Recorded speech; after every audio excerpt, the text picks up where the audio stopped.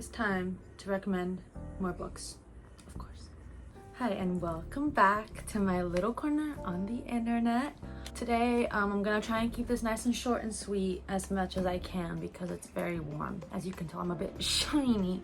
But today I'm gonna be recommending books based on your zodiac sign, and I did some research, did some planning, and I'm very excited about this. And also have a little special giveaway at the end of the video, which I'm so excited about. First, we're gonna start off with Aries. From what I've gathered is Aries, they're very confrontational. Their anger and their sort of more radical emotions can really get the best of them. They're not afraid of conflict. They're not afraid to get angry and express how they feel. They're very fiery, very on brand of them. And they have this need to be full of strength and just to stay strong. And they're very unafraid of conflict. What I have selected is The Days of Abandonment by Elena Ferrante. We all know how much I love Elena Ferrante, and I really love this book. It is quite annotated, but I feel like because I associate Aries so much with like unapologetic rage type of thing, I feel like this is the perfect book. Essentially, this woman, she gets abandoned by her husband, and she's sort of kind of filled with rage. She kind of spirals into insanity, and I feel like this is just like the epitome of a sort of Aries vibe. But it's really great. The prose is amazing. I love this book so much. Aries, this is for you. Next, we have Taurus, which is me, earth sign. For me, Taurus is all about stability and keeping the calm and our connection to our external environment. And really, we're always in sort of the constant pursuit for peace and kindness, and we're very logical. We think a lot and reflect a lot about how we can bring ourselves to the ground, which is very, I guess, reflective of the fact that we are an earth sign. And so I thought that a really good book for Tauruses is August Blue by Deborah Levy. Essentially, this follows a woman who is kind of taking this journey, reflecting back on her life and her past while she's traveling Europe. And it's such a easy and calm book to read, but it's also very reflective and very telling about how, I guess, your environment impacts you in ways that, like, in a very emotional way. Like, your environment changes the way you think and the way you reflect and perceive yourself and how you feel in the moment. And I feel like this is a very good book, and it's kind of very Taurus-y vibe. It's a great book to read during the summertime in the heat. I read this when I was traveling, and it was really fun and very easy and calm and peaceful read, and very much Taurus. Next, we have Geminis. Honestly, very iconic sign in my eyes, air signs. And for me, Geminis, they are very introspective, and they're very good at being able to read other people, and they think a lot about how other people are thinking and acting and what that means to them.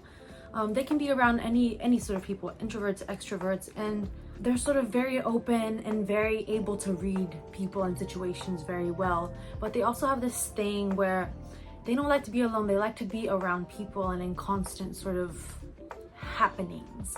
And I feel as though Geminis can be very sensitive because they have this sort of, I guess, duplicity about them. You know, Geminis, they can kind of flip between being these very open and introspective and reflective people, but also very sensitive, and they don't want to be by themselves.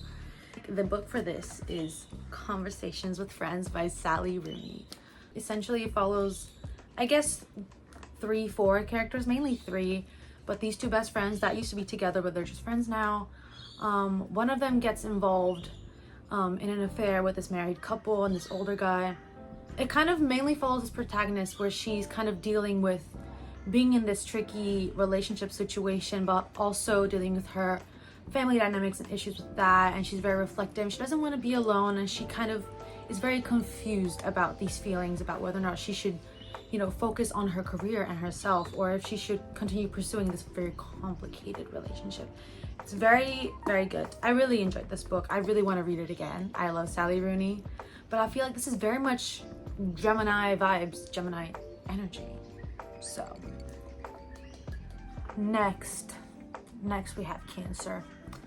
Oh, Cancer, water sign. I think we all associate Cancers with emotions. Cancers are very, very deeply emotional, and they can very easily get overcome by their emotions, which is fine, but they can get very carried away with their sorrows, which is really unfortunate because it's a lot. They go through it, honestly. Don't want to be putting them in a room with an Aries, let's just say that. I feel like this heavy association with highly emotional beings, I think reading things that come from real people and real experiences and real emotions and being reflective and looking at that was like, I need this to be the perfect recommendation. And so of course I am recommending Kafka's letters, both his letter to his father and letters to Milena. He was a very emotional person. He was a bit miserable because of his complicated relationship with his father, but he's just so great. And I feel like reading a sort of non-fiction telling of someone who's very emotional can be very comforting for Cancers and make them feel a bit less alone, because it can feel very isolating to be so emotional and so easily impacted. Take it easy with the letters to the father because sheesh. Next we have Leos. I've had complex emotions about Leos, not to hate on you guys, but just because it can be a bit difficult sometimes to be around them because of their specific traits. But I think they can be quite chill. They can be quite fun to be around. But I think one of the biggest traits is they're very flamboyant, very outgoing. They're really into theatrics. But it can also be a bit self-centered, very kind of a bit self-obsessed at times. They can become very overcome with their identity and self-perception. And I think obsessive is the key word. And so combining the sort of extravagance and obsessive nature of a Leo, I thought of recommending Rouge by Mona Awad. This is Mona's more recent publications that came out last year, I think it was. My bestie got it for me as a little gift when I was like, someone please like get this for me, I will marry you. So she was like, luck in, she got me this. So we're married now. This follows this woman who is very, very obsessed with skincare and sort of anti-aging and being obsessed with herself and making sure that she can, you know, stay this beautiful creature forever. And she kind of falls into this very cultish sort of, I guess, group who is offering her these skincare products and things like that. And it follows that, and it also kind of plays in as well with I guess mother-daughter relationships and how that kind of impacts you in your future. It didn't delve in too deeply into that aspect, but I feel like overall this was a very fun read, and Awad is just a sort of master at writing these very cultish, oddly extravagant stories and characters. So I think this is very, very much Leo vibes. Next we have Virgos. Virgos are really fun. I always find that Virgos' personalities are just very sort of collected yet chaotic. Virgos are kind of perfectionists, but not in the sense where everything is always clean and perfect. They seek out lots of attention to sort of their physical, interpersonal, and emotional, I guess, aspects of life. And they're just very, I guess, judgy of their environment and how that impacts them. And they want to keep a sort of organized chaos around them. At least that's how I perceive and understand them. They're just trying to, you know, stay calm and collected in a very chaotic space. For this, I want to recommend Mona by Paula Aloysiak. I don't know how to say her last name, but this is a really, really good book. But it essentially follows this writer who gets nominated for this literary award, and she goes on this trip, and she kind of like falls into this sort of chaotic mess of, you know, erotica, drugs, and everything like that. But she's also very judgy of the sort of pretentiousness that comes with these sort of fields and events. And she sort of starts to discover these sort of weird nuances and damages to her body and herself where she doesn't fully recollect where they came from. And I feel like that's kind of the overall nature of a Virgo. They're perfectionists and they pay lots of attention to little bits of life, but they can get kind of lost in that crazy desire to know everything and organize everything. But Mona. Next we have Libras. I've had some interesting relations with Libras in my past. But I feel like they're fun. They're very, I guess, contradictory because they're both introverted and extroverted, and they can be quite difficult to understand because they can be quite ambitious but focused at the same time, and it really depends who they are around, and they will sort of adapt their behaviors to who they are around, and they're constantly just trying to seek out this sort of thing and empathy and understanding of who they are. Because they have this such a contradictory nature to themselves, it can be quite hard to understand who they are themselves. For that, I want to recommend Never Let Me Go by Kazuo Ishiguro. Essentially, it follows these people who are doubles, and their ultimate fate in life is to donate parts of themselves to help people who are ill and in sort of specific medical situations. And it follows these this group of people's sort of emotional journey with understanding their feeling of purpose. What does it mean to be only created for the sake of essentially giving themselves away for someone else? They don't have the right to create their own story. And it follows that sort of emotional journey and that sort of, I guess, philosophical inquiry into purpose and the meaning of life and what it means to have a consciousness and sentience and things like that. Next we have Scorpios. Scorpios are like this black hole of complexity. They're like, no matter where you are, they are constantly observing people around them, even if you can't see them. They are everywhere. They have this very acute and sort of psychological, I guess, power over people, and they have this ability to be very controlling because they're so, I guess, understanding and critical of how they understand people around them. And so I am recommending Franny and Zoe by J.D. Salinger. I really like Catcher in the Rye, but I feel like this is very much more Scorpio vibes, and there's lots of dialogue. It explores a lot the relationship between siblings and family, and it's a very sort of psychological and complex yet simple book. I don't know how to explain this book, but it's very funny, it's very witty, but it just explores a lot human dynamics and how psychological manipulation plays into how your relationships develop with other people. So, next we have Sagittarius. But for me, Sagittariuses are very open and bound to explore. They're very interested in exploring, going on quests and discovering things. And they're very unafraid of change and hopping from different beliefs and different point of views. They're just very extravagant in that sense. Going along with the idea of new beginnings, change, exploring, immersing themselves in new environments and new situations, I'm gonna recommend Study for Obedience by Sarah Bernstein. Basically, this woman moves to the countryside and a series of unexplainable things begin to happen, and she's dealing with these sort of people who are kind of rejecting her from this new community, and she's just has a very acute analysis into the happenings and the people around her, and it's this sort of very new experience and chapter in her life that she's very critical of trying to understand and like make sense of. I think personally it feels like this book has to be studied, not just to sort of sit down and read it because of the writing style, but I feel like this is very much the nature of a Sagittarius buried in a book. This inherent desire to understand and explore and experience these changing things and environments. So next we have Capricorns. My bestie is a Capricorn. For me and for my sort of research and understanding is Capricorns really enjoy the acknowledgement of their hard work and being able to admire their strength. They don't necessarily want to be the center of attention, but when they do accomplish things, they want to have people notice it.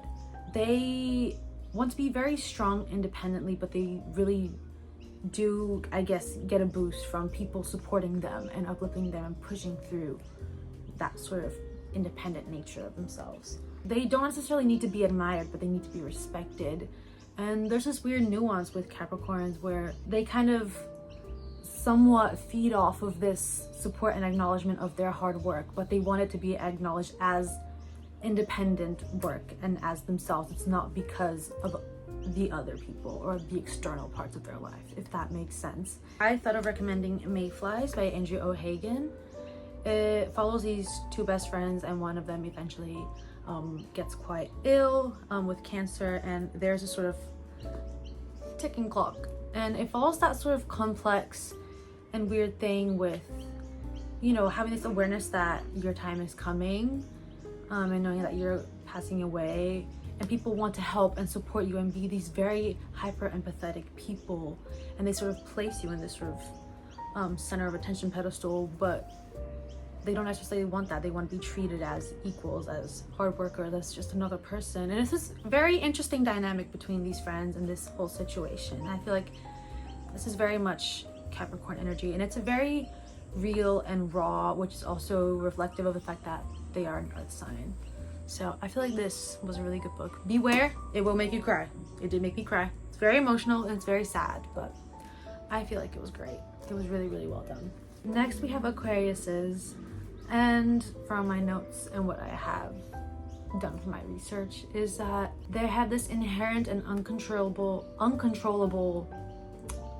ability to be constantly thinking and conjuring, I guess, opinions and thoughts, and they have this ability to create entire universes and situations in their minds. And they're sort of the very, I guess, archetypal loners, but they're not lonely. It's not that they necessarily like to be alone, but they can kind of get lost in their own world and get carried away with their sort of inherent thinking. And so I guess I want to recommend Death in Her Hands by Ottessa Moshfegh. I recently read this. I really, really loved it. Very underrated out of her other works. I don't feel like we don't discuss this book enough, but it follows this protagonist who is an older woman where she lives now by herself. Her husband's passed away, and she finds this letter of a woman who has been murdered, and she kind of becomes overly obsessed with who this woman was, what's happened, what is going on, and she creates this entire backstory and persona and universe behind this woman who we have no idea who she is, but we kind of get lost in this old woman's mind. She just spirals into insanity and gets lost in this little universe in her mind. And it's again this sort of inherent thinking nature that kind of takes over this character, which is very Aquarius of her. So lastly, we have Pisces, our final zodiac sign. For me, Pisces are this sort of undervalued zodiac, because I guess a major trait of them is this sort of softness and emotional intelligence that comes with them. They can kind of get swept under the rug and unacknowledged as, I guess, intelligent or highly complex beings, because such a big part of them is having this soft skill for emotional intelligence. And they kind of absorb everything around them like sponges, but they are kind of very personal. It's very personal to them. I thought that In the Dream House by Carmen Maria Machado is the perfect book for Pisces. This is a memoir, and it follows Carmen Maria's experience being in an abusive relationship. It follows her life and how that has impacted her, the sort of complexities of it all, and how being a queer woman and how that impacts people's perception of being a victim of these experiences. Please be aware that it is kind of hard to read at times, but this is an amazing book, and I feel like it's very telling of a Pisces, where they kind of go undervalued because of their emotional experiences and their softness. But this is a great book. I found it quite difficult to pick a book for Pisces, but I think this is a good one. But now, before this video ends, I want to get onto the giveaway portion of the video. We've recently surpassed 1,000 subscribers, which is crazy to me. It's actually insane. I didn't think it would come this soon, I guess. I really appreciate everyone, all the support and all the nice comments and everything. And because of that, I wanted to give back as a little thank you. We're all besties here. We're all close. I will be giving away this little bundle of goodies. First, we have a journal and a fun little pen that I selected. But we know I'm very adamant about writing and journaling and having this sort of personal little item with you. And so I just chose a blank black one. You can customize it, you can add stickers and stuff, but it has a little, on it is dot grid. So you can have the space to draw and doodle and collage if you wanted to as well, because I feel like that's always fun. But I wanted to give a little journaling pack to write your notes, study books, study yourself, anything you'd like. We also have 3 books that I'm giving away with this pack. I selected 3 of my sort of favorite reads. One of them is a very recent one, which I think you can already tell what it is. First 2 are 2 Little Penguin orange classics. I'm giving away The Metamorphosis by Franz Kafka and Perfume by Patrick Suskind. These are 2 amazing, great, iconic novels that I truly love. It's some of my favorite books ever. And alongside with those, I'm also giving away Intermezzo by Sally Rooney, hardcover, beautiful, brand new release. It's a great amalgamation of all her past works into one, and I thought it was really great. And so I feel like it's a good balance between some classics and a new contemporary novel, alongside with a book to write your thoughts in it. So that's the little prize pack that I will be giving away. All you have to do is subscribe. Make sure you subscribe, and then also follow my Instagram, which is at Longing for Literature. It's in the description. I'll put it in the screen as well. And once you follow me there, just come back to this video and comment your Instagram @handle so I can cross-check. And yeah, that's pretty much it. I hope you enter. This is very exciting. But yes, that is the video for today. I hope you enjoyed it. I hope you get some fun little recommendations. You can recommend these to your friends as well, if you want, if you so desire. Thank you so much for all the love and all the support. And I hope that my excessive sweating and sort of I'm losing my mind, I hope that was bearable. But we're here for the books, not for me to look sexy and beautiful. So I hope you have a wonderful, beautiful, magical day, and I will see you next time. Bye bye.